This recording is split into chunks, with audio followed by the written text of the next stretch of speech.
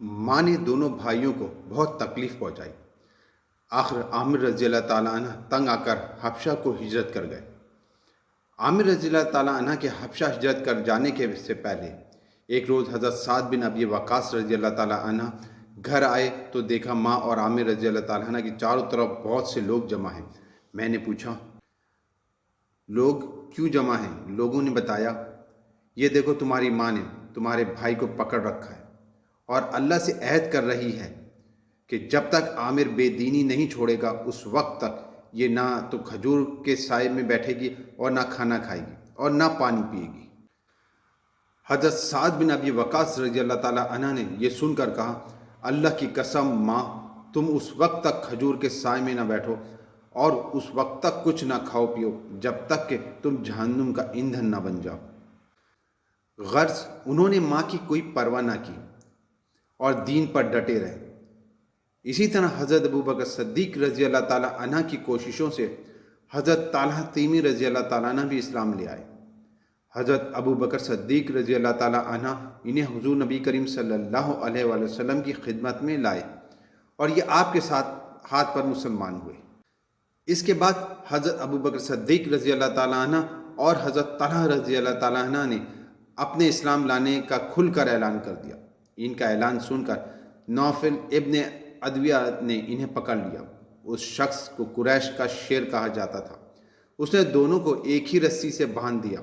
اس کی اس حرکت پر ان کے قبیلے بنو تمیم نے بھی انہیں نہ بچایا۔ اب چونکہ نوفل نے دونوں کو ایک ہی رسی سے باندھا تھا اور دونوں کے جسم آپس میں بالکل ملے ہوئے تھے، اس لیے انہیں قرنین کہا جانے لگا، یعنی ملے ہوئے۔ نوفل بن ادویہ کے ظلم کی وجہ سے نبی کریم صلی اللہ علیہ وآلہ وسلم نے فرمایا کرتے تھے، اے اللہ ابن ادویہ کے شر سے ہمیں بچا۔ حضرت طلحہ رضی اللہ تعالیٰ عنہ اپنے اسلام قبول کر لینے کا سبب اس طرح بیان کرتے ہیں، میں ایک مرتبہ بصرہ کے بازار میں گیا۔ میں نے وہاں ایک راہب کو دیکھا۔ وہ اپنی خانقاہ میں کھڑا تھا اور لوگوں سے کہہ رہا تھا، اس مرتبہ حج سے آنے والوں سے پوچھو کیا ان میں کوئی حرم کا باشندہ بھی ہے؟ میں نے بڑھ کر کہا، میں ہوں حرم کا رہنے والا۔ میرا جملہ سن کر اس نے کہا، کیا احمد کا ظہور ہو گیا ہے؟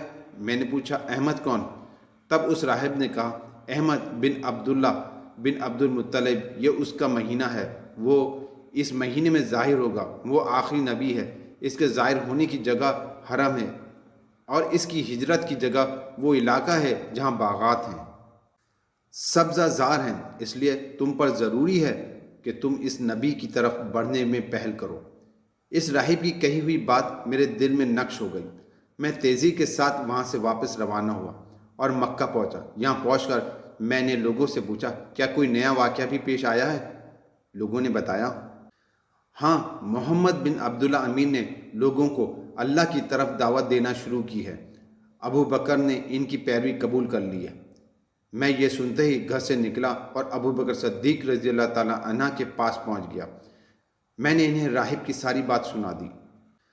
ساری بات سن کر حضرت ابو بکر صدیق رضی اللہ تعالیٰ عنہ حضور نبی کریم صلی اللہ علیہ وآلہ وسلم کی خدمت میں گئے اور آپ کو یہ پورا واقعہ سنایا۔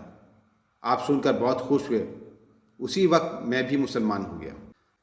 یہ حضرت طلحہ رضی اللہ تعالیٰ عنہ عشرہ مبشرہ میں سے ہیں، یعنی جن صحابہ کرام رضی اللہ تعالیٰ عنہ کو نبی کریم صلی اللہ علیہ وآلہ وسلم نے دنیا ہی میں جنت کی بشارت دی، ان میں سے ایک ہیں۔ اس طرح حضرت ابو بکر صدیق رضی اللہ تعالیٰ عنہ کی کوششوں سے جن صحابہ کرام رضی اللہ تعالیٰ عنہ نے کلمہ پڑھا، ان میں سے 5 عشرہ مبشرہ میں شامل ہیں۔ وہ یہ ہیں، حضرت زبیر رضی اللہ تعالیٰ عنہ، حضرت عثمان رضی اللہ تعالیٰ عنہ، حضرت طلحہ رضی اللہ تعالیٰ عنہ، حضرت عبد الرحمن رضی اللہ تعالیٰ عنہ۔ بعض نے ان میں چھٹے صحابی کا بھی اضافہ کیا ہے، وہ ہیں حضرت ابو عبیدہ بن جرح رضی اللہ تعالیٰ عنہ۔ ان حضرات میں حضرت ابو بکر صدیق رضی اللہ تعالیٰ عنہ، حضرت عثمان غنی رضی اللہ تعالیٰ عنہ، حضرت عبد الرحمن اور حضرت طلحہ رضی اللہ تعالیٰ عنہ کپڑے کے تاجر تھے۔ حضرت زبیر رضی اللہ تعالیٰ عنہ جانور ذبح کرتے تھے اور حضرت سعد رضی اللہ تعالیٰ عنہ تیر بنانے کا کام کرتے تھے۔ ان کے بعد حضرت عبداللہ بن مسعود رضی اللہ تعالیٰ عنہ ایمان لائے۔ وہ اپنے اسلام لانے کا واقعہ یوں بیان کرتے ہیں، میں ایک دن عقبہ بن ابی معیط کے خاندان کی بکریاں چرا رہا تھا۔ اسی وقت رسول اللہ صلی اللہ علیہ وآلہ وسلم وہاں آ گئے۔ ابو بکر صدیق رضی اللہ تعالیٰ عنہ بھی آپ کے ساتھ تھے۔ آپ نے پوچھا، کیا تمہارے پاس دودھ ہے؟ میں نے کہا، جی ہاں، لیکن میں تو امین ہوں، یعنی یہ دودھ تو امانت ہے۔ آپ نے فرمایا، کیا تمہارے پاس کوئی ایسی بکری ہے جس نے ابھی کوئی بچہ نہ دیا ہو؟ میں نے کہا، جی ہاں، ایک ایسی بکری ہے۔ میں اس بکری کو آپ کے قریب لے آیا۔ اس کے ابھی تھن پوری طرح نہیں نکلے تھے۔ آپ نے اس کے تھنوں کی جگہ پر ہاتھ پھیرا۔ اسی وقت اس بکری کے تھن دودھ سے بھر گئے۔ یہ واقعہ دوسری روایت میں یوں بیان ہوا ہے کہ اس بکری کے تھن سوکھ چکے تھے۔ آپ نے ان پر ہاتھ پھیرا تو وہ دودھ سے بھر گئے۔ حضرت عبداللہ بن مسعود رضی اللہ تعالیٰ عنہ یہ دیکھ کر حیران رہ گئے۔ وہ آپ کو ایک صاف پتھر تک لے آئے۔ وہاں بیٹھ کر آپ صلی اللہ علیہ وسلم نے بکری کا دودھ دھویا۔ آپ نے وہ دودھ ابو بکر صدیق رضی اللہ تعالیٰ عنہ کو پلایا، پھر مجھے پلایا، اور آخر میں آپ نے خود پیا۔ پھر آپ نے بکری کے تھن سے فرمایا، سمٹ جا۔ چنانچہ تھن فوراً ہی پھر ویسے ہو گئے جیسے پہلے تھے۔ حضرت عبداللہ بن مسعود رضی اللہ تعالیٰ عنہ فرماتے ہیں، جب میں نے رسول اللہ صلی اللہ علیہ وسلم کا یہ معجزہ دیکھا تو آپ سے عرض کیا، اے اللہ کے رسول، مجھے اس کی حقیقت بتائیں۔ آپ نے یہ سن کر میرے سر پر ہاتھ پھیرا اور فرمایا، اللہ تم پر رحم فرمائے، تم تو جانکار ہو۔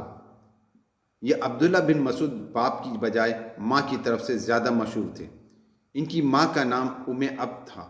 ان کا قد بہت چھوٹا تھا، نہایت دبلے پتلے تھے۔ ایک مرتبہ صحابہ ان پر ہنسنے لگے تو آپ نے ارشاد فرمایا، عبداللہ اپنے مرتبے کے لحاظ سے ترازو میں سب سے بھاری ہیں۔ انہی کے بارے میں نبی کریم صلی اللہ علیہ وسلم نے ارشاد فرمایا تھا، اپنی امت کے لیے میں بھی اسی چیز پر راضی ہو گیا جس پر ابن عبد یعنی عبداللہ ابن مسعود رضی اللہ عنہ ہو گئے، اور جس چیز کو عبداللہ بن مسعود نے امت کے لیے ناگوار سمجھا، میں نے بھی اس کو ناگوار سمجھا۔ آپ ان کی بہت عزت کرتے تھے، انہیں اپنے قریب بٹھایا کرتے تھے، ان سے کسی کو چھپایا نہیں کرتے تھے، اس لیے یہ آپ کے گھر میں آتے جاتے تھے۔ یہ نبی کریم صلی اللہ علیہ وسلم کے آگے آگے یا ساتھ ساتھ چلا کرتے تھے۔ آپ جب غسل فرماتے تو یہی پردے کے لیے چادر تان کر کھڑے ہوتے تھے۔ آپ جب سو جاتے تو یہی آپ کو وقت پر جگایا کرتے تھے۔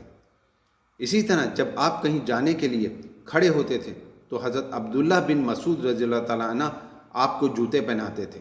پھر جب آپ کہیں پہنچ کر بیٹھ جاتے تو یہ آپ کے جوتے اٹھا کر اپنے ہاتھ میں لے لیا کرتے تھے۔